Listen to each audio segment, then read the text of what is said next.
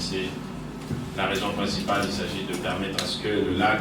En mission de service à Kalemi dans la province du Tanganyika, où il séjourne depuis vendredi 8 novembre, accompagné du représentant résident du programme des Nations Unies pour le développement PNUD en cycle, Damien Maman, le vice-premier ministre, ministre de Plan et de la coordination de l'aide au développement, Guylaine Mbombouizia, a animé une conférence de presse ce dimanche 10 novembre à l'hôtel Cham. Cette rencontre entre le vice-premier ministre de Plan et la presse du Tanganyika a permis de faire le point sur l'évolution du projet de développement local PDL 145 territoires visant à améliorer les infrastructures de la province du Tanganyika et partout ailleurs en RDC. Après sa visite terrain à Mutoa le samedi 9 novembre, un village situé à plus ou moins 30 km du Kalemi Centre, Guylaine Mbombouizia a exprimé sa satisfaction quant au progrès réalisé dans le cadre de ce projet. Il a indiqué que lors de sa descente, il a inspecté plusieurs infrastructures déjà à l'étape de la finition, telles que des écoles, centres de santé et bâtiments administratifs.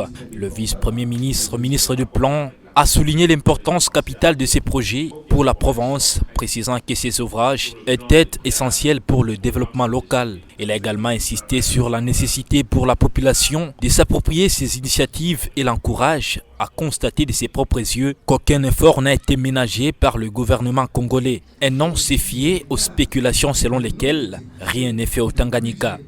Nous avons commencé la première étape au Sud Kivu, aujourd'hui ici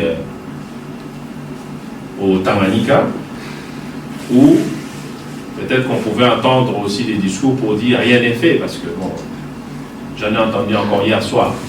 Vous voyez que je suis ici au Tanganyika, mais les gens qui sont ici au Tanganyika me disent encore qu'il n'y a rien qui est fait.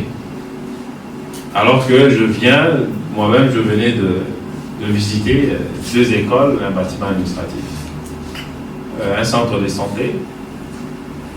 Donc vous voyez déjà il y a un souci à ce niveau-là.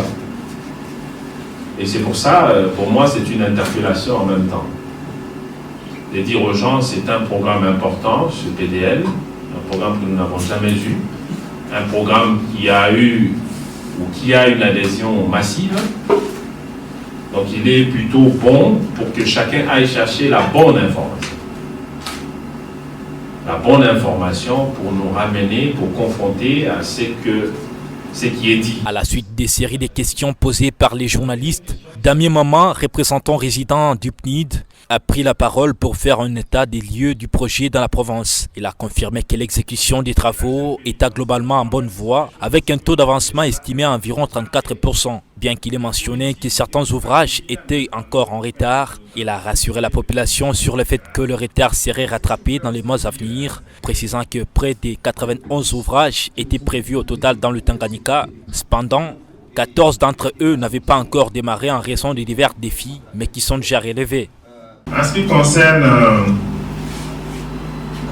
les pourcentages à Moba, c'est de Moba il parlait dans le territoire.